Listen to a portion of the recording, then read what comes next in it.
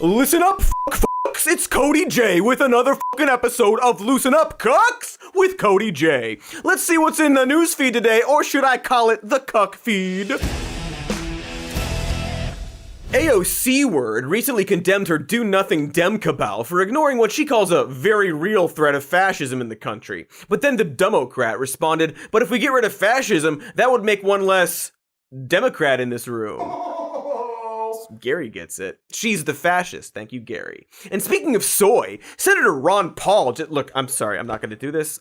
I'm sorry. Sorry, everyone. Sorry, Gary. You can go now. We'll keep in touch. Listen, we had a meeting about the numbers, and then someone, I'm not going to name who, but someone who was very drunk and also has my name, suggested that we try and appeal to conservatives with, like, a conservative version of the show. You know, to prove that we're balanced and fair, TMCR, and didn't just exist in this left liberal commie bubble that a lot of people, I assume, accuse us of. I don't know. I don't read the comments. But then we sort of realized that we didn't know any conservatives to guest host. Sadly, Crowder has yet to accept my friend request. So I figured, how hard could it be? But now I'm realizing that I'm just doing like a very bad parody of conservative comedy. Or not even a parody. I think we had a segment planned where I catch a bullet in my mouth.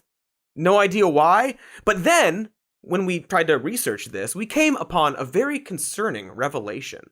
And so, here's some news with a question mark, because it's a question and not really news.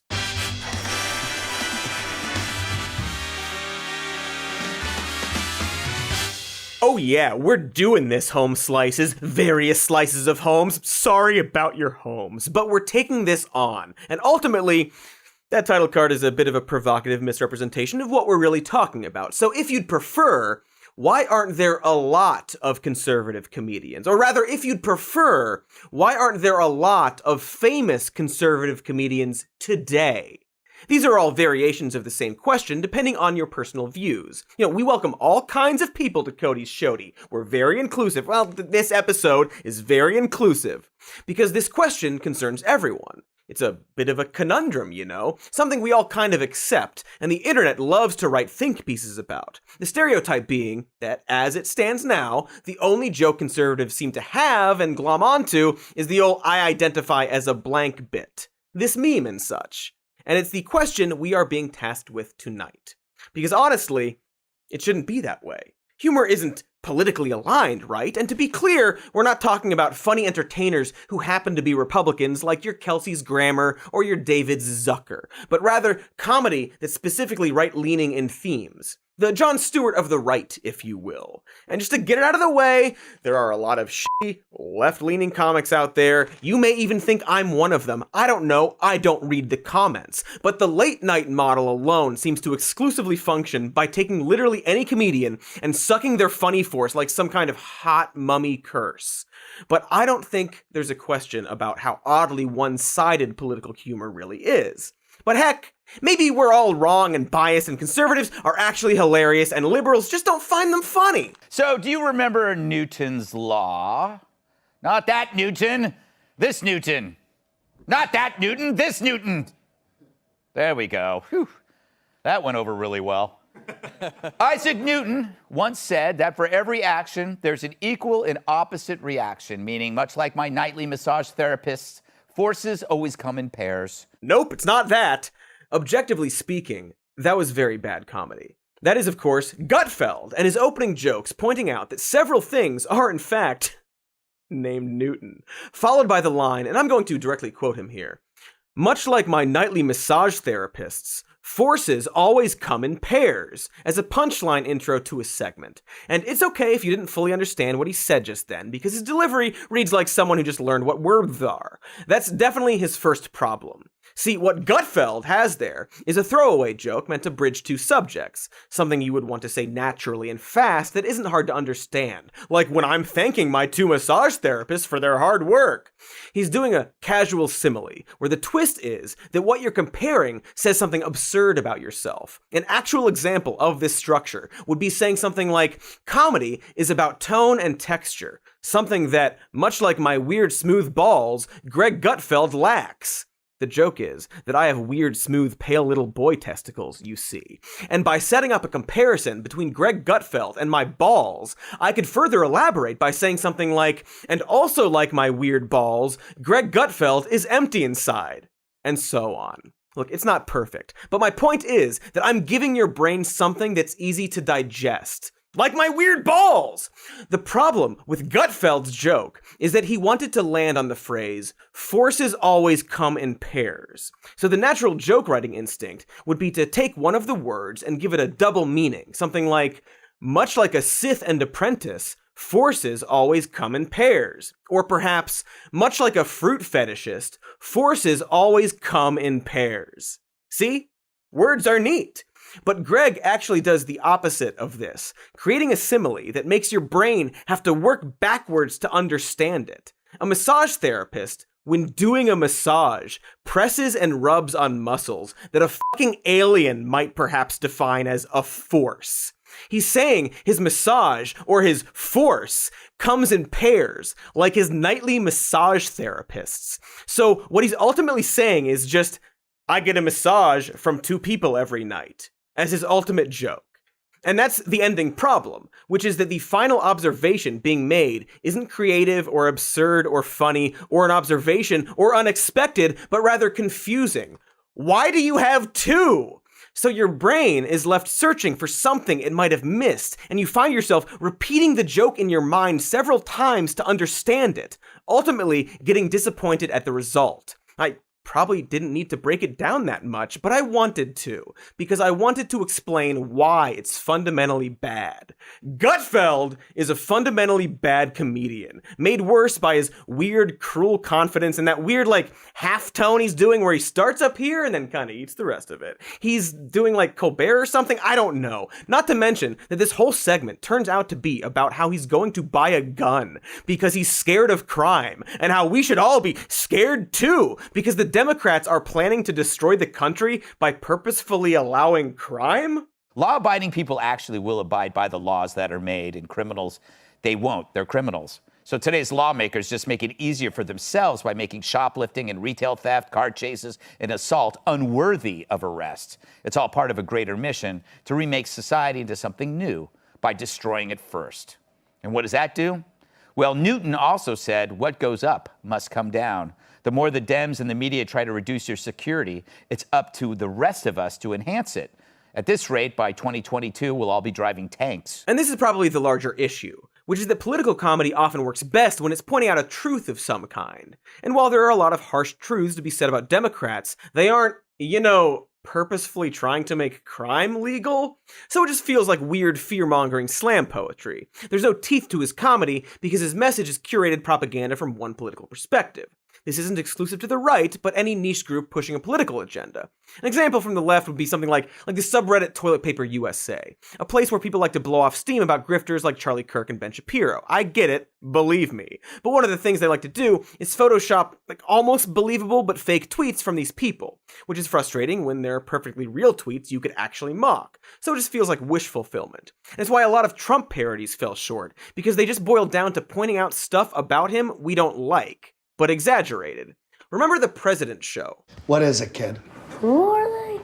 They are incredible real estate guys who owned Studio 54, and that's a place where you could do anything. Yeah, what the heck is wrong? Fake children. We are not fake children. fake. Fake children. They're not Fake children.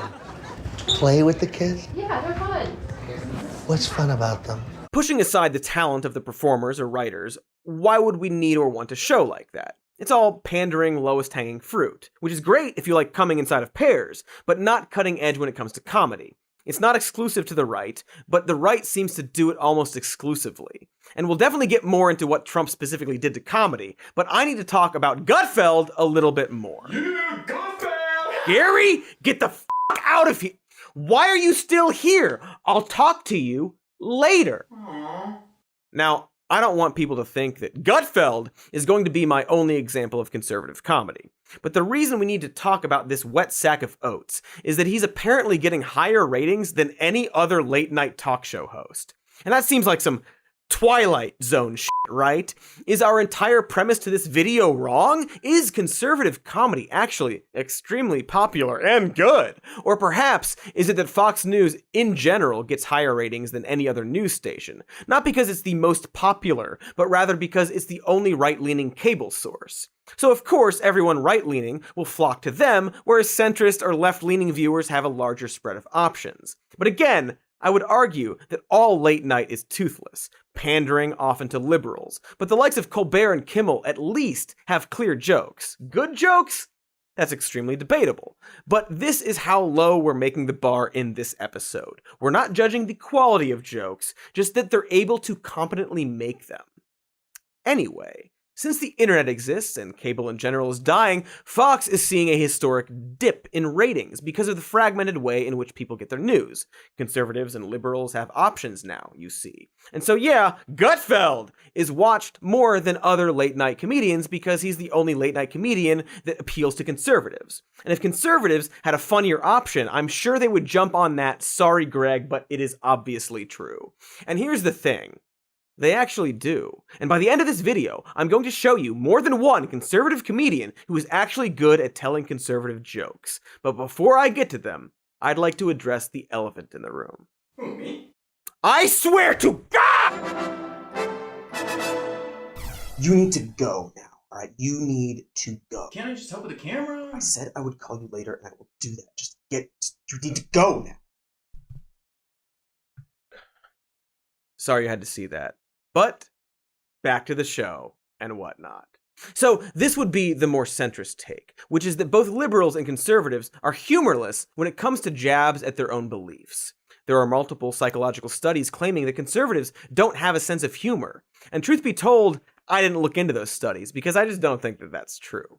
Call it faith, I guess, but I think everyone has a sense of humor. Even ghosts and spiders. The more nuanced phrasing of this comes from the Washington Post, referring to Sigmund Freud's wit and its relation to the unconscious, which pointed out that a joke is only as good as a third party's willingness to accept a joke. And I don't know, that guy f***ed cigars or whatever, but what he's saying is that even the funniest joke falls flat with the wrong audience. But the truth is, that equation is backward. And what I mean is that it should be that even the funniest joke falls flat when it's told by someone who has bad intentions. And they've canceled people that are more powerful than me. They canceled J.K. Rowling. My God, J.K. Rowling wrote all the Harry Potter books by herself. She sold so many books, the Bible worries about her. And they canceled her because she said in an interview, and this is not exactly what she said, but effectually, she said, gender was a fact. I'm Team TERF. I agree, man. Gender is a fact. First of all, he's conflating gender with sex. Gender is a social construct. We made it up, like money or a round earth. But even if he said sex is a fact, at around 5 weeks, a fetus forms a cluster of cells that can either turn into weird smooth testicles or weird smooth ovaries. And it's a gene called SRY that activates the former of the two. But that gene isn't a binary on and off function, but rather a sliding scale that can and will sometimes cause a person to be born with neither female or male genitalia. Doctors will often choose a gender to go with, but we later learned that this choice could result in the child growing up with a different gender identity than what was given to them at birth. Meanwhile, other genes like DMRT1 and FOXL2 will maintain gender characteristics later in life but can stop functioning. On top of this, the brain itself has no binary gender. There's no male brain or female brain. The point I'm making here is that no, gender is not a fact. It's actually quite slippery according to real science. And I'm not gonna get into all the details, nor do I want to get into this too much because Dave Chappelle, for starters, isn't a conservative. But he is an objectively successful and subjectively extremely hilarious comedian with very incorrect opinions on transgender people. He claims in this special that he has no problem with the trans community, and I'm sure he believes that, even though he won't shut the f*** up about them. I bring all of this up because his Netflix special is currently the subject of both protests and counter-protests. The counter-protesters' view very much being, you just can't take a joke. There's a narrative here that Dave Chappelle makes fun of everyone, so why is it that only trans people get offended? Are they just humorless? See, the problem is that framing this about humor actually deflects from the problem. And to put it into perspective, imagine if a comedian was going around making jokes about how being gay is a choice. It wouldn't matter if the jokes they were making were funny because the premise they are selling would be fundamentally harmful and wrong. Chappelle claims he has no problem with trans people, but is saying things that are factually wrong and designed to discredit them. It's propaganda no different than Gutfeld saying that Democrats want crime to happen. The only contrast being that Dave Chappelle is actually funny. So it's not that trans people can't take a joke, and in fact, there are tons of examples of trans comedians in stuff like roast battles clearly taking jokes. It's that these specific jokes are framed as hard truths that are actually based on weird lies used to justify marginalizing an already marginalized and vulnerable group of people. Lies that have been repeated as jokes over and over again by conservatives. To quote this Parker Malloy article, "I'm not asking comedians to stop telling trans jokes. I'm asking them to stop telling the same trans jokes over and over." And here's a clip of exactly that. A lot of people mad at Dave Chappelle right now. It's interesting. Look, and here's my thing. He's been doing comedy for a long time. I feel like you should be able to write a trans joke without offending people. I was high the other day. I wrote this one. Check this out. I'm honestly kind of jealous of trans men, right? Because they're completely men, and them niggas get to have cute feet. I don't think that's fair. See, the appeal of someone like Chappelle is that he tells it like it is. That's a whole genre of comedy where the points being made can almost intersect with philosophical truths or political truths, and there are cathartic moments where the comic doesn't even really make a joke so much as say something profound. See Carlin, George. The problem is that this is a very hard thing to do and will go very wrong if the person is, say, incredibly wrong about stuff. Honest to God, environmentalists, quit ripping into me. I am serious when I ask you, how can the planet heating up make it colder? That's all I want to know. Quit telling me what a stupid son of a bitch I am and tell me that. Hey Dennis, so when the Arctic warms up, that disturbs a circular wind pattern called the polar vortex that moves cold air. Wait, actually, I bet 1 million people already told you this, you stupid son of a bitch! Dennis doesn't make a joke there because he thinks this rotund truth dump about climate change is huge enough to work on its own. But in reality, he's just being obtuse and using wordplay in order to seem like he's calling out an inconsistency. Why do they call them hot dogs if they're not made out of dogs? Pause for laughter and awards. I almost can't talk about this stale dip in the context of politics, even though he is firmly conservative now. And that's because he was and always will be terrible, regardless of his political affiliation. Dennis Miller's whole bit was that he was some funny intellectual looking down at us dum-dums. But as the years progressed, it became clear that he just owned a thesaurus. He once made a tweet so confusing that people worried he was suffering a stroke. Here's another one saying, and I'm going to do this one out loud.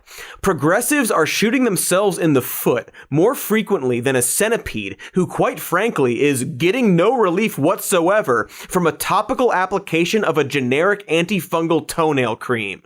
So ironically, he actually is an amazing asset to comedy, just not in the way he thinks he is. Remember when he starred in a Tales from the Crypt movie? That's not relevant to anything we're talking about, but I just wanted to say it out loud. There was a brief window of time where Hollywood looked at him and saw a leading man. That window being exactly 1996 and not a year before or after.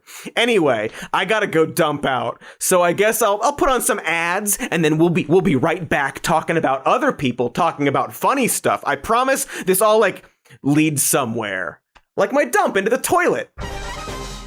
Hey, listen up, ears! All the ears, hear your master Cody. The holidays are coming up, and so you're gonna have to take in a lot of holiday music. Wouldn't you rather have something inside of you that's comfortable and affordable and plays the sounds you want to hear? That's where Raycon wireless earbuds come in. They're comfortable, noise isolating, long-lasting, and have seamless Bluetooth pairing. All the things you'd want inside of you, my precious ears. Here's a photo of my ears hugging them. My ears enjoy them for podcasts and other sounds, sometimes music sounds, while my body is busy doing other things around the house or outside the house. So this holiday, give your ears the gift of high quality audio at half the price of other premium brands. They got these new everyday earbuds that come with 3 new sound settings that you can toggle depending on what kind of music or podcast you're listening to. Not to mention that all all of Raycon's earbuds have 8 hours of playtime and a 32-hour battery life in their cute little cases. Just go to buyraycon.com/somenews today to unlock up to 20% off your Raycon order. That's buyraycon.com/somenews to unlock up to 20% off your Raycons. Buyraycon.com/somenews for your ears. Not gonna repeat it again, but... Oh, hey there, it's Katie Stoll. Hi, nice to meet you. Listen, being an adult can be a pretty big hassle. Maybe you're working all the time, or have kids, or are secretly a kid that wished themselves into an adult body.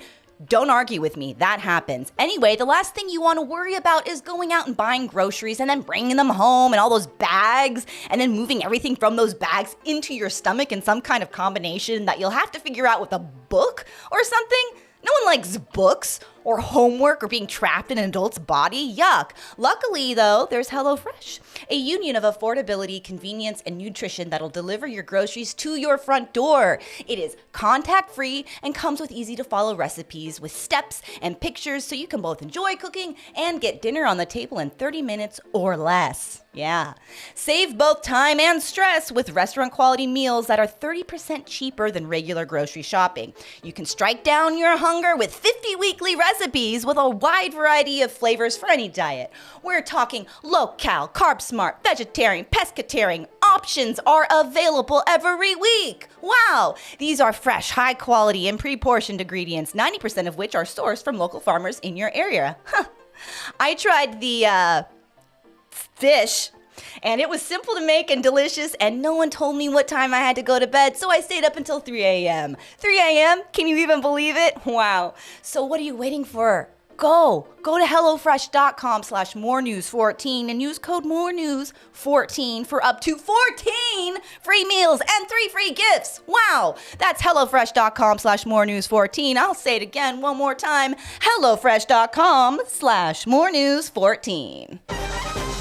Ooh, do not go in there. Smoking. Okay, and we're back. In case, for some reason, you forgot, we're talking about conservative humor and why it doesn't work. Specifically, the excuse that liberals simply don't find their humor funny because we're triggered or offended or whatever. And while I can't speak for everyone, the actual truth there is that, much like Dennis Miller's zinger about toenail cream not helping a centipede get relief so it shoots itself in the feet, like progressives, the conservative jokes about liberals and Dems aren't really offensive, but rather so confusing or inconsistent that they just don't actually touch a nerve. For example, I'm Wes Halula. I'm Ethan Nicole. This is the Babylon Bee News Desk. As President Biden's drone strikes continue to rain down terror on unsuspecting Middle Easterners, many have begun to paint the colors of the transgender flag over their doorposts in hopes that the drone strikes pass them by. It was discovered that President Biden programmed the drones to ignore homes showing support for transgenderism, and as a result, dozens of lives have been spared, a baker's dozen at most. oh sweet, the Babylon Bee. You thought I didn't see you over there, but I did. See, the joke that they continue in the bit is that Biden is so militaristically pro-trans and therefore bombing anyone who isn't. The problem is that while Biden has reversed a lot of Trump's shitty policies surrounding the LGBTQ community, he actually hasn't done too much else besides that. And so if you were to make fun of Biden, perhaps you could mock him for presenting as an ally while not putting his money where his mouth is. That's the reality. The actual criticism that would likely bother Biden supporters. Or, slapping on a BLM sticker to a drone that's killing brown people overseas. But by framing it as this pretend world where Biden is a pro-trans fascist only appeals to the far-right fantasy version of politics. And that's fine. Their audience is conservatives and not liberals, after all. But what I'm honing in on here is whether these jokes would somehow offend liberals so that they don't find it funny. But it's just not funny? I don't know how else to describe it. It's not a very funny observation. In part because it's one they tell so many times. Hey, did you know the army is woke now? That's it. That's what the joke is. Not that the army is woke while perpetuating, war stuff, but rather that the army is now the bad thing. Wokeness.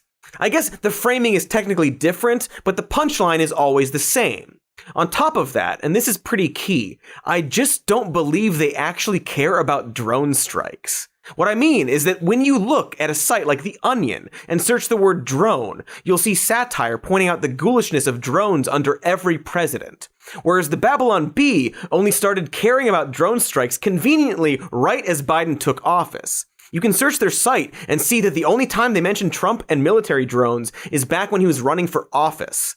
Then they dropped the subject completely during his loser term. In other words, the Bee sure seems disingenuously concerned about drones in order to roast Biden, and perhaps, interestingly, specifically trans people, whereas The Onion is taking a hard moral stance despite who is president. And so going back to why the Bee is less funny, it's at least in part because we all sort of know they're pulling their punches for the GOP while grotesquely demonizing the left. They have a transparent agenda and are clearly angry at Democrats, often to the point that they forget to put satire first. For example, they have scores of articles mocking AOC for being childishly dumb. But that doesn't make any sense. What controversy there is around AOC has nothing to do with her intelligence. Voting present was a bit of a cowardly political move, as AOC herself has pointed out about others and herself. Maybe there's like a joke there, instead of her not knowing basic words. They're just calling her dumb because they don't like her, I guess, which is not very funny or offensive or edgy because there's no actual nerve it's hitting. But according to the editor-in-chief of The Bee, what I just said is actually the joke. In an interview with The Atlantic, he describes their AOC is stupid articles as an Andy Kaufman-esque self-parody making fun of themselves. He calls it one of their best jokes because so many on leftist Twitter complain that the joke isn't funny. Not because it's offensive, but just because it's not funny. And that's the joke? A joke that he has to explain because literally no one got it. So first of all, I guess congratulations that you think your best joke is making fun of how your jokes are bad. But also, there's no real way to tell that it's a parody because, and this is pretty key, it's not any different from other Babylon Bee articles. When they wanted to tackle the subject of, say, Kamala Harris and immigration, they frame it as Kamala Harris hoping her unlikability will distract from her terrible job fixing the border. The joke being that she sucks and is not fixing the border. Was this also an Andy Kaufman self-parody? Just how many of their articles are avant-garde Banksy subversions of themselves? Meanwhile, The Onion tackled the same idea with Kamala Harris deeply troubled by images of Haitian migrants at border whom she distinctly remembers telling not to come here. And like, do you see the difference? One is just, she sucks, and more importantly, we don't like her. And the other actually points out that she's a hypocrite. I definitely don't want to sit here and just read headlines like I'm Jay Leno or something, so I'll stop there. My point being that there are two angles here. One coming from blunt force dislike, while the other is a way more nuanced criticism.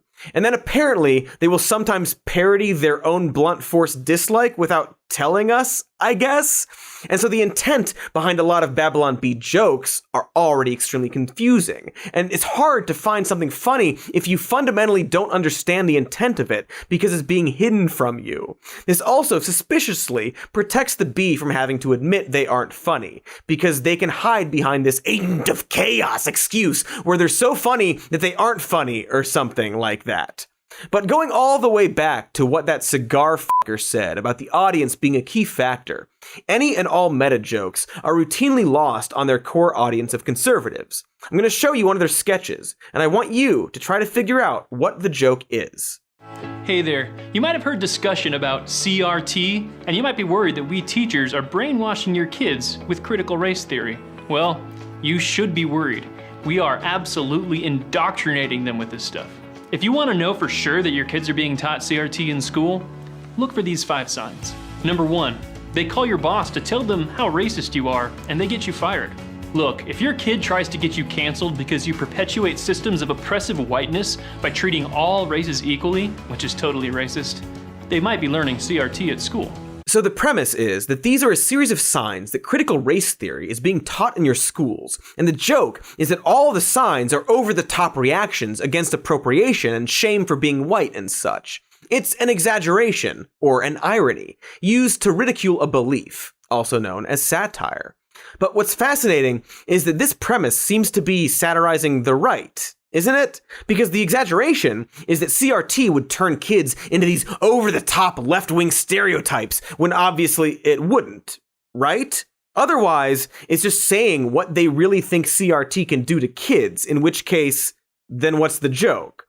So doesn't that mean the B is making fun of the right-wing outrage at CRT? I mean, maybe, right? Is this like the AOC joke? It's possible they would do that, I guess, apparently. And yet, weirdly, this video is filled with comments by anti-CRT people saying shit like, the line between satire and reality is being blurred. As if the stuff in this video is like real things people are saying. And this is where my brain starts hurting, because the video itself really seems to be mocking the over-exaggeration of CRT fears, but the audience seems to miss that and see it as a commentary of the very real dangers of teaching CRT. The B's audience are definitely more right-wing than left-wing, and every other thing they did on critical race theory clearly reflects a right-wing view on it. I don't know, maybe this was written by their one writer who was pro-CRT or anti-CRT, or is it the Andy Kaufman thing again? But there's an easier answer here. Going back to the fact that conservative humor is often met with a level of confusion from liberals about what exactly the joke is. And perhaps right now, a Babylon Bee writer or some conservative is watching my confusion and laughing at it. Because what Andy Kaufman was, his specific brand, would now be called trolling. Kaufman would do things like wrestle women to show how weak they are, the punchline being that he was doing an act to get a reaction from audiences. The joke was that people were offended. That's the core idea behind trolling, which is really just another word for like a prank. You want the reaction.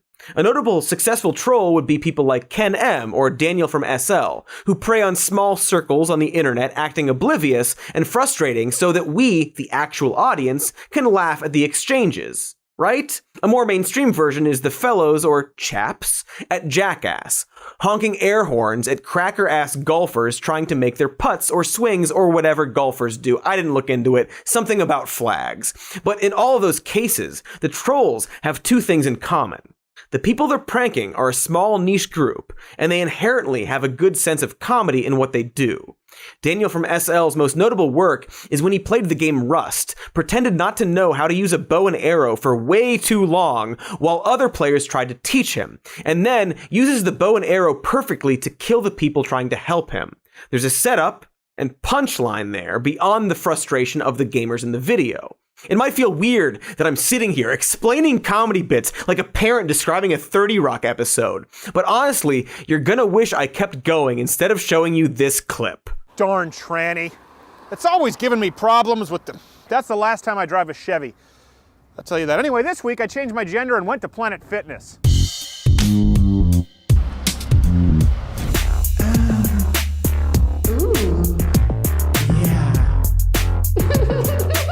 Just one thing, careful to your back. You can hurt your back. It's a little rounded. Just make sure it's flat. Excuse me. I just need just some help to get the weight up, and in case just in case for safety, but I should be good. Okay, super not going to spend a lot of time on Crowder because, But here we have a video where Steven Crowder pretends to be a trans woman, goes to the gym, and then just annoys people in a way that has nothing to do with being trans. Okay, I was good. Thank you. I just need help lifting up. I think. What was that? Oh, it's trying to run away. I said it was trying to run away from me. Biting commentary about trans people going to the gym who then cause a scene and break safety rules before being called out for being a right-wing shill. But why are you telling me that I'm insincere? Because I know who you are. How do you know who I am? Are you saying that because that's a pre-transition ID? Is that why? So, what's really the punchline or observation here? I will answer that, actually. The punchline is all the people who would then share this on Twitter and say, what the f*** is this? The punchline is me, right now, asking what the punchline is. It's that I am reacting to it. Conservative comedians have become obsessed with getting a reaction from the left to the point that they've completely forgotten to say an actual joke. They do something pointless, often cruel or weird or factually wrong, and laugh when people point out that it's pointless or cruel or weird or factually wrong. And so this idea that wit is based on the third party's willingness to accept a joke has actually become more meta than that. It's a comedian saying unfunny things to an audience, and then a second audience watching that first audience not laugh and finding that funny. Or in other words, it's gonna get a comment at Media Matters. the joke there is, look at this mean or incorrect thing I just said. Boy, that's gonna make people mad. And the insatiable lust for this end result, to have the media outraged over you, has really thrown off a lot of conservatives' ability to tell an actual joke. Because again, if the end result is to make liberals react or go, that's not funny, the easiest way to do that is to not be funny. And so it creates a built-in excuse for any time someone points that out. The Babylon Bee can comfortably lean back on the idea that they're comedy geniuses playing 4D chess because no one understood their super good joke about how doctors prescribe water to horses. Even if the political point they're trying to make is clear, the language and context and attempt is just, whoo boy, not great. Often it all collapses in on itself, where the left will laugh at how ridiculous an attempt it is, and that reaction will be seen as a success. Ben Garrison comes to mind, because I bet the first time you saw a Ben Garrison political cartoon, you assumed that it was actually a satire of right-wing politics until learning that it was actually genuine. And while I'm guessing here, the reason he probably draws Trump as this swole fuckable is that he knows that gets a reaction from the left. Also, there's at least a percentage of people masturbating to it, right? Like, am I right? I don't want to derail this, but I'm sure someone is masturbating to Ben Garrison's muscular, sweaty, pumping, veiny Trump drawings, really picturing his mounting presence like a tacky steed, you know? Penetration, etc. Only the main reaction, besides the furious masturbation, is the left laughing at him doing that. It's like urinating in your own mouth on the bus and then claiming you successfully triggered the passengers when they all leave at the next stop. And so triggering, or satire, or trolling often feels like a stand-in excuse for when they fail at a joke and need to fall back on something to save their piss-covered face.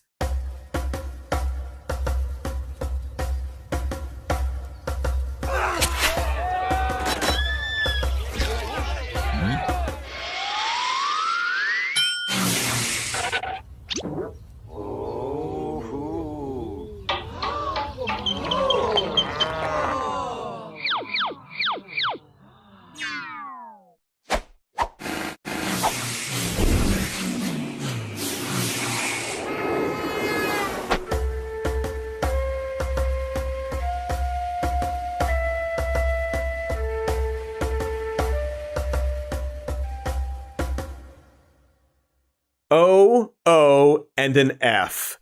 Oofers. That's a cartoon released by the Daily Wire, claiming at the end there that until the white folk came around to America, Native Americans only had dream catchers, tomahawks, and cannibalism. And then we showed up and gave them all the other stuff, like medicine, breath mints, and plumbing, which are actually all things they already had a version of, but whatever. Oh, and one of the things they list is American football, which hilariously was invented by the Iroquois. Anywho, also, a whole section about the cultivation of corn, of all things. But anywho, again, the point is that the video is clearly mocking Indigenous Peoples Day and trying, wrongly, to credit Europeans with advancing America. It's just what the video is about. And yet, when the media correctly pointed out how racist and uneducated the video was, our pal Ben Shapiro claimed that it was just satire, while also pulling the video from the site. But what does that mean? Once again, satire is the act of using exaggerations or irony to make a point, and this video isn't an exaggeration of leftist ideas. It's a straightforward video claiming that Europeans were the ones who actually invented civilization and made corn or some shit. So what's the satire of it, then?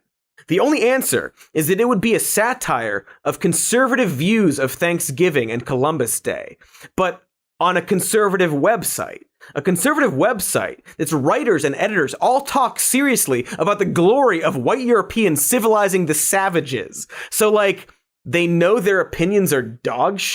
You see how this gets so confusing and muddled. And the obvious answer is that they totally earnestly meant to make that video racist and had to backtrack. Side note, Ben said he didn't know it went up and was on vacation at the time, despite the amount of time that goes into a cartoon and scheduling that goes into publishing a Columbus Day video on Columbus Day. Also, in his attempted explanation about the satire being a response to the left turning Columbus Day solely into a story about Western civilization genociding Native Americans, he put genociding in quotes. So maybe there's something there about the beliefs going on there. Anyway, it's like whenever people would say Trump was being sarcastic or trolling when he said completely serious and ghoulish things, but the things they would say he's trolling about often aligned with all of his other beliefs. So like, what, was his entire presidency ironic? Was he the Andy Kaufman of elected officials? Or once again, is this idea of satire or trolling a really convenient way to deflect literally any and all criticism? I feel like it's that second thing and not the Andy Kaufman thing. So there you have it. I successfully explained not much yet, actually. Suck a ball. We still haven't figured out why conservatives aren't funny, have we? And we're gonna break for ads? What are we, some kind of show? Hey there, News Dans and people not named Dan. Do you run a small business? Maybe you train mice to make breakfast or run a mom and pop weapons manufacturing conglomerate. Well, then maybe you need a good HR department. Luckily, there's a thing called Bambee, spelled B-A-M-B-E-E, like BAM, smash that B, an HR service dedicated to small businesses. They offer a dedicated HR manager who can help you craft company policy and all the other things for just $99 a month. For a small business, HR can be a real nightmare, I'm told. That's why, along with paying a living wage and offering benefits like good health care until the government gets off its behinds and provides it so it's not tied to employment, also being generally kind, it's important to have someone who knows all the ins and outs, and also the ins and outs of handling HR in any of the however many US states there are, at least 15. Your dedicated HR manager is available by phone, email, or real-time chat. Payment is month to month, there are no hidden fees, and you can cancel anytime. Go to Bambee.com/more news right now to schedule your free HR audit. That's BAM! Then a B-E-E dot like a dot would look, followed by com and /more news. Hi, hello, greetings. It's me, Katie. Are you tired of putting spaghetti entrees in a blender every night and drinking the mush because you just don't have time to get a well-rounded meal with all the work obligations or gross time you want to spend with your loving family or dogs, or a family of dogs you just met on the street? So you're just standing there in the street drinking pasta with a bunch of dogs? No, I don't think so. And luckily, there's AG1 by Athletic Greens, a category-leading superfood product from a health and wellness company that makes daily nutrition really simple. One scoop of AG1 contains 75 vitamins, minerals, and whole food-sourced ingredients in one convenient daily serving. And it tastes quite good. Not only is it good, but it's good for you, and it fits any diet or lifestyle, and just one scoop of AG1 will fill nutritional gaps in your diet, support energy and focus, aid with digestion, and support a healthy immune system. In other words, you're taking all your daily vitamin pills and putting it into one convenient, tasty drink. That's just smart, friends. Smarter than drinking fettuccine Alfredo in an alleyway behind your house, huh? You can try it today by visiting athleticgreens.com/more news today. They'll even throw in a free 1-year supply of vitamin D and 5 travel packs with your purchase. Again, that's athleticgreens.com/more news to take control of your health and give AG1 a try today. Yeah, baby. Ace Ventura, baby. Somebody smoke it. Okay, that was the last ad break. Now we can really gain some momentum here. We're sleek, and we're rocket-shaped, and we're shooting into the tube of truth. Why, gosh darn heck it, aren't conservatives funny? I'm gonna get to it, but first we need to talk about the cruelty factor. You see, pal, everyone has a cruelty threshold that's directly related to whoever is being victimized by a joke. Going back to Jackass, we laugh not only because they're funny guys, but often just tend to prank each other. And when they do prank someone else, like those Gulfs folk, we say, f them. They're rich, and they're at a country club and probably suck, so it just feels like punching up. But if you're a golfer, you might actually find that prank cruel. And heck, maybe those golfers were actually nice. We don't know. We didn't ask them. We're just being mean for fun. Because truthfully, everyone has a little cruelty in them. And life is about trying to control that and mock people we feel deserve it. The incredibly wealthy and powerful come to mind. Ooh, spooky. Sometimes I like to put raw meat in the mufflers of expensive cars, so when they start the car, it looks like meat diarrhea came out. But sometimes I don't do that. And that's the balance. But there is absolutely a subset of people who find cruelty in general very funny. Not in small doses or paired with humor, but just the act of being cruel. There are loads of prank videos on the internet that are just people assaulting other people without a joke in sight. And so going back to jokes or just weird pranks around trans people, there is an oddly large audience who think that's actually punching up against a woke mob or something like that. Who, much like we say about those golfers, say, f them. They say I was punching down on them. Punching down. The f does that mean? What the f do you think it means, millionaire comedian Dave Chappelle? The people who think the LGBTQ community has it like good now because they got some rights and more representation don't really seem to grasp how the last few years compare to all of human history before this moment. Like, this isn't the point of this video, but how fucking wild is that? That's like being saved from drowning and then everyone immediately getting mad at how much air you're taking up. Let the fucking trans community have a goddamn motherfucking second to enjoy being slightly more represented in this country. And as this lady pointed out on Twitter, a chance to not be perpetually on the ropes about who they are. Like, maybe trans comedians could have more visibility if they didn't have to spend most of their time responding to this bullshit. You know, sweet boiling Christ. Even the beacon of edgy humor, Normand 9/11 McDonald, stopped doing transgender jokes because he felt they were both lazy and potentially harmful toward trans people. To quote him directly, "You don't want to have a joke be misunderstood and then someone goes and beats up a trans person." Good point. And so taking all of this and applying it to comedy and the question, why aren't conservatives very funny? Well, if your goal is to say something from any political perspective that is designed solely to anger a group of people, it's often just pretty fucking boring unless you actually create a valid criticism, or at least involve some unbearable puppet. Not today, buddy! This is especially when it comes to political satire, which often works best with a clear observation, and more often the truth comes back to cruelty, to this image that runs in every conservative's head when they say what they tell themselves is a joke. The angry, screaming lib who is just so triggered, and that's what they actually think is funny. And honestly, the most frustrating part of all of this is that Democrats, the left, lib-bones, libonachis, etc., well, there's like so fucking much you could make fun of them for if you actually came at it from a place of nuance or valid criticism. Non-conservative websites do it all the goddamn time. Sites like Reductress, while sometimes taking shots at the right, mainly devoted to jokes about feminists, and they're feminists. The Onion, The Hard Times, Clickhole, these are all sites that parody themselves more than others. Heck, we do it all the time, and in this video you are watching. It's very, very easy. Here's some news. AOC's Met Gala dress was criticized for being performative activism, as opposed to the rest of her time in office staying under the radar and getting a lot of stuff done. But hey, what's important is that it's driving the conversation, because that's definitely why we elect people. Weird how a lot of the most visible progressives in Congress don't actually introduce laws or co-sponsor bills, but sure like to tweet about a bunch of stuff America should be doing. Tweet harder! I don't know, maybe we need a few more Netflix shows about inequality under capitalism that we can all glom on to and make them nearly $1 billion that they can use to not pay their creators and fire trans people. Hold on, I gotta make another tweet about that injustice while simultaneously gushing over the Great British Baking Show. Team Jurgen, am I right?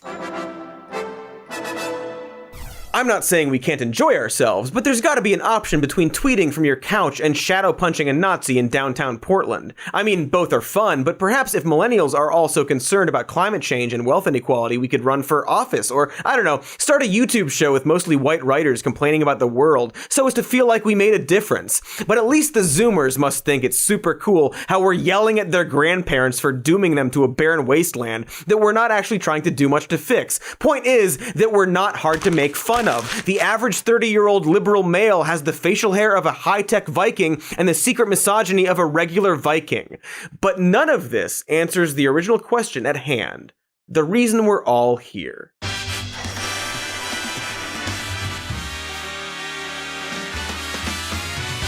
And now I'm going to stop teasing you with all of my moist words and finally answer it. And then talk about it for probably way too long after that. Are you ready? You look ready. I can see you, you know. The real answer is that conservatives actually are funny.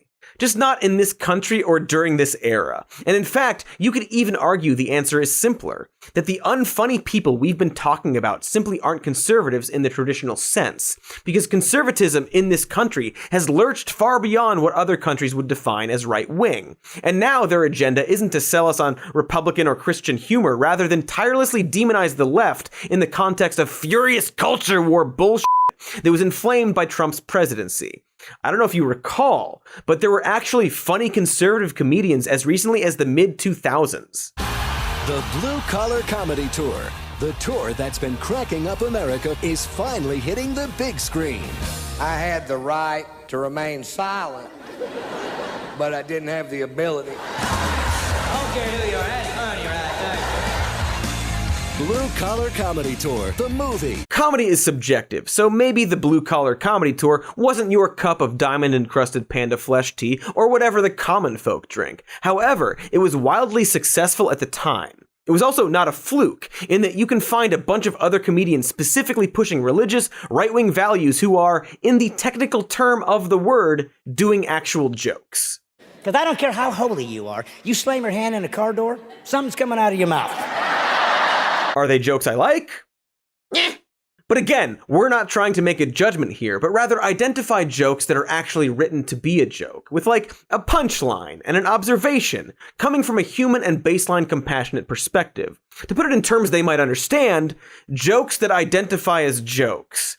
There's actually a whole spectrum of types of conservative humor that was very popular or well done. The blue-collar sitcoms like Roseanne and Home Improvement, and even politically charged comedy from the right. Here's a guy named Adam Yenzer doing a jab at Obama's economy. Like, Obama wants you to think this country is creating jobs, but it's not. This country created one job, which is Uber driver, and then we all signed up for it. So now our entire economy is based on the fact that we take turns giving each other a ride to the airport.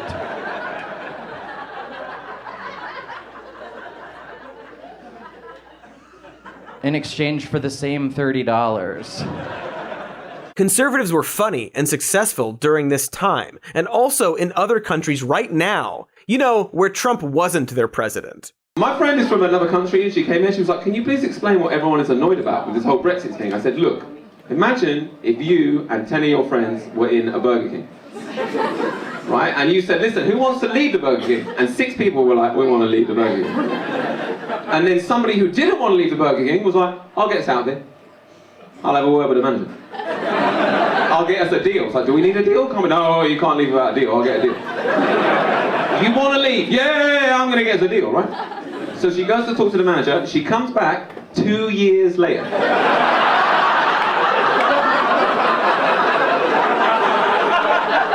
She's been trying to leave, the door says push, she's pulling that thing, I can't get us out. She goes, great news, I've done us a deal to leave. What's the deal? We got to pay the manager £40 million. And then we get to leave, technically, yes.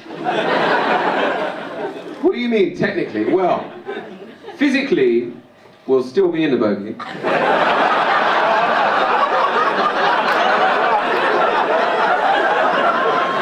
If anyone asks you, are you in Burger King, you'll be able to tell them, no, we left. Putting aside your views on Brexit, that is a pro-Brexit comedian making a pro-Brexit joke in a way that is structurally a joke. I can't believe the bar is this low. And for the record, they still have all that cancel culture anti-woke shit going on over there. I'm not trying to make a judgment on this guy or anything like that, but rather point out that this self-proclaimed right-wing comic still does jokes that conservatives would never do today in America. In order to love your country, you have to know what's wrong with it. Did you know, historical fact for you, the British have been to war with 75% of the countries in the world? Right. This is why no one likes us, man. We're trying to complete the set, right? Right. We had a fight with everyone. We had a fight with Argentina over who owns the Falkland Islands. They are based right on the coast of Argentina. Who do you think might be right? Go on. I know what some of you are thinking. You're thinking, Alistair, careful, you don't understand the political situation that surrounds war. Right, I don't. Here's what I do understand. Imagine a group of people from Kenya came over here and said, listen, I think we own the Isle of Wight. He's not the only one. Here's another right-wing British comic making a joke about the low minimum wage in his country. I parked my car at a parking meter in Soho, and the parking meter charged me £6 an hour to park my car. It was actually more than the minimum wage. There were kids working in McDonald's, could look through a window and see a parking meter earning more than they were. Again, I don't know much about these guys. Maybe they're real monsters, or maybe they're great, but these simply aren't the type of conservative jokes we get over here. But we don't have to talk about Britland or Engelberg or whatever they call it, but monarchium. I don't know. After all, this is about American conservatism, which sure seems to have veered steadily way more into the right after Trump. And I know it seems like a cop-out to put it all on that ghastly Wang, but just hear me out. You can see this simply by comparing mid-2000s American conservative comedy to comedy today. Here's Ron White, a member of the Blue Collar Comedy Tour, doing a bit about how sexuality is on a spectrum. I go, we're all gay. It's just to what extent are you gay? He goes, that's bullshit, man. I ain't gay at all. I'm like, yeah, you are, and I can prove it. He goes, fine, prove it. Can you seriously imagine any conservative comedian making a joke like that now? Or this tweet about the private prison industry demonizing weed. It used to be that we were getting past the idea of Republicans or Christians versus gay rights. I'm willing to bet a lot of conservatives today are completely on the side of LGBTQ rights, but their loudest members have somehow reverted their party. Because, you know, of him. Fantastic, so glad we're going to talk about him. But we gotta, folks. He's sort of the symptom of a lot of problems and the reason for a lot of other problems. Like, not just in comedy, obviously, you know? And Trump's election marked a drastic change for this country. And whenever the United States makes a drastic change, comedy also needs to shift with it. To quote Jon Stewart in his first Daily Show after 9/11. And we don't take that for granted here by any stretch of the imagination. And our show has changed. I don't doubt that. What it's become, I don't know. Subliminable is not a punchline anymore.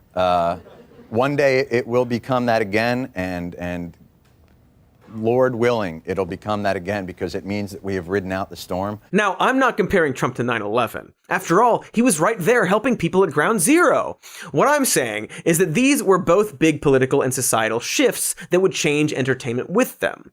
It's often what politicizes comedians in the first place. Before Trump, I wasn't doing a news show where I wore a violently unwashed suit. I was making dumb sketches and music and junk. I mean, I still do that too, but I also have to do this now. They won't let me stop. I once did an entire parody video where I made up a fake Dave Matthews Band song for just like, you know, I don't know why I did that, but it was funny. Point is that these changes happen all the time. It's just how society works. Like, when people say you couldn't make a film like Blazing Saddles today, the answer is, I guess, yes? Yeah, you couldn't make any old film today because that's how time works, right? You know, we used to love slapstick and westerns and then stopped. There was a point not too long ago where kids were wearing inflated circus jeans and that was sexy because culture changed. Judd Apatow was cutting edge at one point. South Park was the height of edgy and absurdist satire, and all they had to do at the time was kill Kenny over and over again and perform gay stereotypes. Everything gets stale as time lurches on. Jokes get old. Things that are seen as progressive suddenly become standard ideas, and so forth. It's not confusing. It's actually the opposite of that. And as the mid-2000s turned into the late 2000s, it really seemed like we were making meaningful steps forward. We had our first black president and legalized gay marriage, and we're ignoring all the drone murder and so on. And one of the responses from entertainment was a push towards edgy roast-style humor. We felt like it was safe to take satirical jabs at historically oppressed people as a sort of parody of prejudice. Look no further than the fact that one of the hottest comedians at the time was a white dude who often made shock jokes about rape and racism under the idea that he wasn't really a bad person, but just doing it all ironically. Who was that guy? Right. See, around 2016 and 2017, two very specific things happened that would change comedy. Trump would get elected, and Louis C.K. would get found out for being a bit of a sex criminal. And so in a very short amount of time, the era of edgy insult humor against women and minorities just felt really gross. We began to realize that some of these edgy comics weren't actually doing a character. And we got a very real reminder that non-cis and non-white people still didn't have it great. Something I suspect they already knew. And comedy took another shift. Insult comics either became self-aware enough to change their profession, or just stopped getting booked. And a lot of them were somewhat conservative-leaning. This is probably what a lot of them perceive as cancel culture. But the reality is just that we weren't buying what they were selling anymore. Because time happened. Meanwhile, as you no doubt recall, conservatives lost their fucking minds. Trump, a man who is objectively funny both on purpose and by accident, became the person the Republican Party had to get behind as their totally competent and good leader. He made every issue divisive, started his MAGA and QAnon cult, and just threw conservatives so far to the right that they looked nothing like themselves even a decade ago. Somehow, the most ghoulish of grifters like Tompo Watterson would start new Trump-era shows that quickly rose in the ratings. White supremacists marched in the streets, and mass shootings by angry, mostly white, often racist young men became an epidemic. And those were the shootings that weren't done by cops. And so on. We've already done a bunch of videos about that stuff, all the videos we've ever made, so I won't get into it. But what came out of this is an era where edgy insult comics, no matter their political affiliation, didn't really have a place anymore. After all, the least funny insult comic during this era was the President of the United States. Why would we want more of that? The world was cruel and bizarre enough, and conservative comedians suddenly had a way different audience they had to appeal to. Or in the case of the older ones, they also drank the Kool-Aid and became extremely unfunny. Because once you get to a point where you have to act like Trump, an objectively hilarious person is somehow a competent and serious president, you can no longer do relatable comedy. So the only option is to sort of ignore the reality and just focus on culture war stuff, also known as the quest to trigger the libs. That comedian I showed before named Adam Yenzer is a good example because he now does a lot of work with the Babylon Bee, a site where you can very clearly see this change happen. Before Trump, the Bee focused primarily on being a Christian version of The Onion, which honestly isn't a bad idea at all. I would even argue that it's good. They had satire headlines going after super churches and doomsaying Christianity, essentially trying to keep the extreme evangelists in check. Again, an extremely good idea that in fairness they still do from time to time. They even took shots at Trump when he first ran for office. But as Trump's presidency took hold and the Bee sold ownership, something shifted. The Babylon Bee began to, identify as a shitty right-wing comedy site.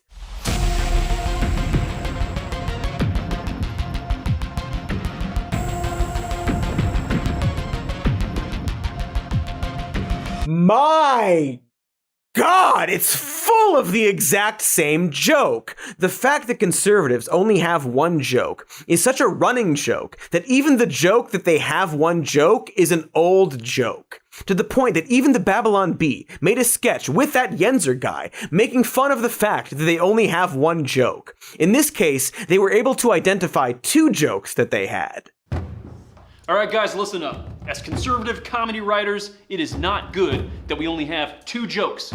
We've got blank identifies as blank, and did you just assume my gender? We need to think of a third joke. And first of all, are those different jokes? Are they really? It seems like maybe they're the same joke still. Anyway, more of this torture. Only we were liberal comedy writers. All right, theys and thems, we need some jokes for tonight's monologue. Good thing we're not conservatives with only two jokes, am I right? So, what do you guys got? I tried to talk to my right-wing uncle, but whoops, he was dumb. Stupid, brainless, big old idiots. Call them what you like. They're all conservatives to me. Knock, knock. Who's there? I don't know because I'm a Republican and my brain can't tell when somebody's at my doorstep. This sketch is fascinating. For starters, it absolutely has a point that liberal comedy can and will fall back on simply framing conservatives as dumb hicks, which isn't good or helpful. But then it cuts to a liberal comedy room parody. And ironically, it's literally them doing exactly what they are critiquing liberals for by just making them out to be dumb. And the cherry of it all is that they still do a bunch of they-them jokes in the sketch about how that's their only joke. That and showing the liberal writers wearing masks inside, which, like, isn't that what we're supposed to be doing? Like, if you wanted to mock masks, you show people using them in places where we don't have to use masks, like in a large field or something like that. So this meta joke about how conservatives only have 2 jokes ends up proving exactly that by not having more than 2 jokes. Maybe 3. I mean, there are little things in the sketch that are fun non sequitur gags, but the biting observations against liberals don't really have any smart observations. It devolves into shrieking about whatever that was. And I think the reason why is that they're just so clearly angry. From Gutfeld to this shit, a lot of it is just spiteful and angry to the point that it just feels like they're retaliating against a bunch of perceived slights instead of trying to come up with something funny.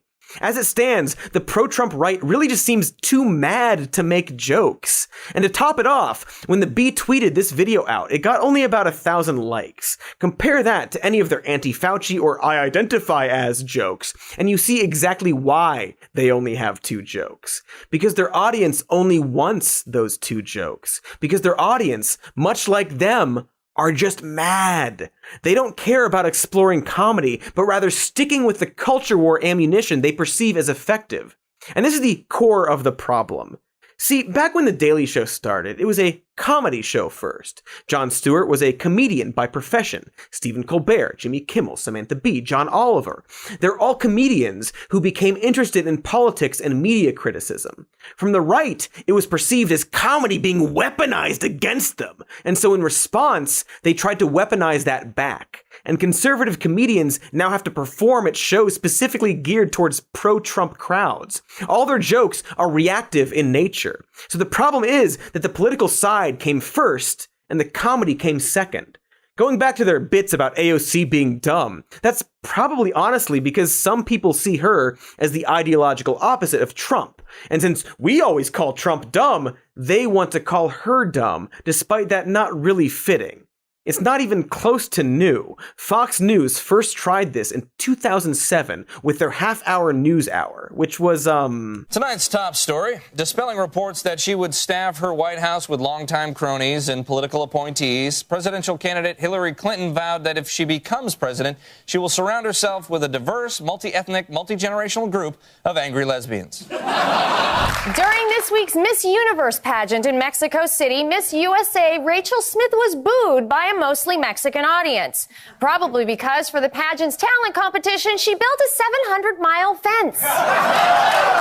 Chief Alina Weck will no longer appear on the sidelines of the University of Illinois football games because his character is considered outdated and demeaning to Native Americans. The school's new athletic mascot will be a blackjack dealer. Pretty racist. Not sure I was expecting any different. It was racist, and again, clearly angry, and openly made as a reaction to The Daily Show instead of trying to be its own thing. The 2 hosts were actors using different names because I guess they couldn't get anyone willing to play themselves, and it got canceled impressively fast. Or to quote one of their guests on the show, "I'm not saying it was short-lived, but William Henry Harrison's talking to a Victorian inventor about building a time-sewing machine. Am I right, Chachi? Am I right? Am I fucking right, Chachi? Am I right?" Anyway, you can see why it didn't work. Every bit came across as a retaliation more than a joke. Oh, we can't say certain things on the air now, but we don't care. We're gonna say them. To the reaction of cathartic forced laughs from the audience. The left has their comedy weapon, and now we have ours! And so on. And on top of the intent not serving comedy, one thing you'll notice on the show is a profound lack of comedians. Yes, I'm including Dennis Miller as one of the non-comedians. And in fact, they would often do, and this is f***ing incredible, sketches or bits with political pundits or influencers instead of actual comedians. Hi, I'm Dennis Prager, lover of fine Americana. The day America finally calls it quits in Iraq will be a day we'll all want to remember, and now you can. Thanks to the Road to Surrender commemorative plate series by the Frankfurt Knick. The Road to Surrender series is a magnificent collection of beautifully illustrated, signed, and numbered hand-fired plates, elegantly commemorating each step on America's road to humiliating defeat in Iraq. Absolutely unreal. Along with fucking Dennis fucking Prager, they would do additional sketches with the likes of Laura Ingraham and Ann Coulter and Rush Limbaugh. Rush Limbaugh, comedy icon! And this is where I get to show you one of my favorite clips. Well, let me say, I've yet to know of too many conservatives, which is where you put yourself, who are funny. I mean, it has to do with a humor that is transferable to everyday living. I mean, I utterly disagree with that. I think there can be conservatives who are funny. Liberals may not find them funny. All right. I mean, okay, Ann Coulter for conservatives is funny. Okay, for liberals, she's not funny. Beautiful. What's happening here is that because they see comedy exclusively as a political weapon, they're getting right-wing political pundits and then trying to teach them to be funny. Greg Gutfeld isn't a comedian, but rather the guy the people at Fox felt was the funniest person in their office. I haven't mentioned Mike Huckabee in any of this because he's just so transcendently bland that his name and face erase from your memory every time you think of him, like a Lovecraftian spell. But of course, he has an entire comedy talk show that is once again an attempt to retaliate against liberal comedy. I'm not going to show you a clip or talk about it at all. In fact, I'm not even sure who I was just talking about. Mike Judge? Something about throwing bees. Doesn't matter. If you're wondering why they don't just get one of those blue-collar comedy guys to do a show, it's because people like Jeff Foxworthy famously have no interest in politics. His comedy isn't political or mean. He was focused on ribbing rednecks, the thing he was, which is probably what made his comedy accessible in the first place. Coincidentally, that's not unlike early Tim Allen either, his persona being a big macho dummy in Home Improvement and his stand-up. And while Tim Allen doesn't have, good opinions, he's also gone on record of wanting to stay out of Trump-era politics. They were all comedians first. Foxworthy and Larry the Cable Guy are both dudes who have lived or worked in Los Angeles, getting their start doing comedy stuff with other comedians from many different backgrounds in politics. That lovable country boy Larry the Cable Guy is actually good friends with cynical city man Louis fucking Black. Larry isn't his real name, and the voice you know him for isn't even his actual accent. It's a character he does, like some kind of soy boy actor type. How easily can you go in and out of it? I can get into it easily, and I'm like I'm a linguist chameleon. I mean, I'll go to Wisconsin and I'll hang out with my cousin. Next thing you know, 2 days later, I'm talking like I'm from, Sorona, Wisconsin, because all my cousins talk like that. Now, this isn't to discredit them as conservatives or rednecks or whatever, and in fact, Larry there has gotten a bit off the rails lately with the COVID stuff. But generally speaking, most comedians are interested in comedy, and subsequently going where the comedy is. And this angry culture war MAGA bullshit is just not very funny. And so your choice is to either do transphobic bits for the Huckaboner Fun Time Conservative Retaliation Hour, or you try to maintain the more folksy Christian persona and get seen by exactly nobody. A really good example of everything I'm describing is a comedian by the name of Owen Benjamin. Owen got his start just doing the normal comedy path and getting roles in various TV and films before establishing himself as a far-right comedian during the Trump era. He made a video with PragerU called The Strange Death of Comedy, and it's weird. It was pulled from the site. I'm sure that's not a harbinger of anything, but luckily we have a clip. Comedy is important. Why? Because it's a pressure valve that allows us to discuss uncomfortable truths in a friendly way. Laughs are better than punches. So to start, it's a bit of a red flag that he thinks the purpose of comedy is to keep people from hitting each other. Almost like he's got a lot of personal anger that comes out in his jokes. Anywho, he gives us an example of an absolute banger of a joke. Take this joke. Why do you always go fishing with at least 2 Baptists? Because if you only take one, he'll drink all your beer. And let me tell you, I didn't get the joke. Luckily, he then explains it. The reason this gets a laugh is because most of us recognize that many religious people are a little more religious around other religious people. That hypocrisy is funny because everyone can relate to it on some level. Okay. That actually makes sense in like religious circles, but again, very telling that Owen identified this insular Baptist joke as a joke that everyone would understand. Also, the joke still isn't like very good. Much like our boy Gutfeld, it kind of needs to be explained and isn't worded great. But then Owen stops telling jokes altogether, and the rest of this video is just him listing his own personal grievances with leftist actors on Twitter. During the run-up to the release of the movie Black Panther, all the marketing push was about how, finally, there was a black movie made by black people, with black people for black people. I found this to be fairly hilarious, so I simply took any statement about the film and responded as a white person that actually had that insane way of viewing the world. I just saw the trailer for Black Panther. Ugh, no white people. Looks terrible. Hard pass. Who am I supposed to relate to? No one's white. Not one, but two prominent black actors, Don Cheadle and Jeffrey Wright, started tweeting me about how it's time black people had a movie and how I should be more sensitive to their situation. He just stops making jokes and goes on a rant in a video about how comedy is dying. Imagine that!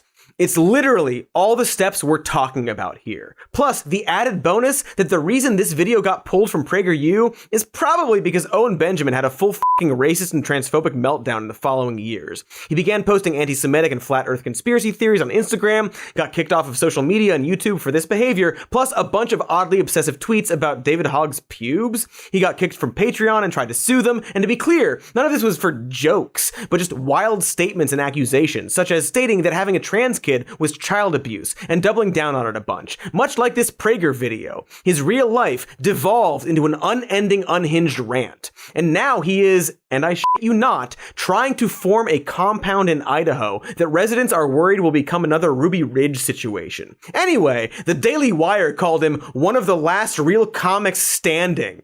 And so, yeah, conservative comedy ain't what it used to be. And so now, for any right-leaning chuckle dealer from the States, you either have to be Adam Carolla, triggering the libs with the villain from a Rodney Dangerfield movie, and risk losing your entire moral compass, or I guess, like, become a lefty, because there's no room for non-culture war, non-hateful conservative comedians. And probably the closest thing to an actual successful conservative comic right now is Bill Maher. Boy, that should upset everyone to hear me say out loud, including Bill Maher. And honestly, that must suck. Like, I feel bad. See, the final thing here, and I guess this is conjecture, is that Republicans are way less fractured than Democrats. What I mean is that the GOP tends to put importance on towing the line. You saw that a lot with Trump, who initially was met with a lot of pushback from the GOP until, yeah. Republican policies are traditionally about limiting things like regulations or spending. Again, traditionally. Where Democrats are built on inclusivity and progressiveness and like a huge jumble of policies, too many policies and ideals and so on. You could argue that might be a problem they have, especially if they don't really believe it and don't really try to do it. But the good part is that this creates a bigger tent for a wider variety of people. It creates more push and pull for ideas, which ultimately makes it easier for comedy. So I guess my conclusion is that conservatives, if they really want to get funnier, need to like spread out or loosen a bit. Loosen up? Cucks? See, that's a callback. Loosen up, cucks! Gary, did you just like come back? What are you doing here? Can't even look at me? Come on. Gary, I'm sorry. You levitated? Something is going on right now. Enjoy the credits.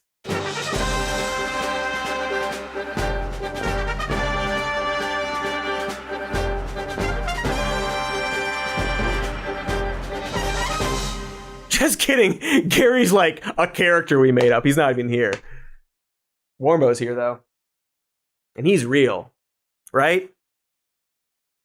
Right? Warmbo? Warmbo! Warmbo! All right, we're done.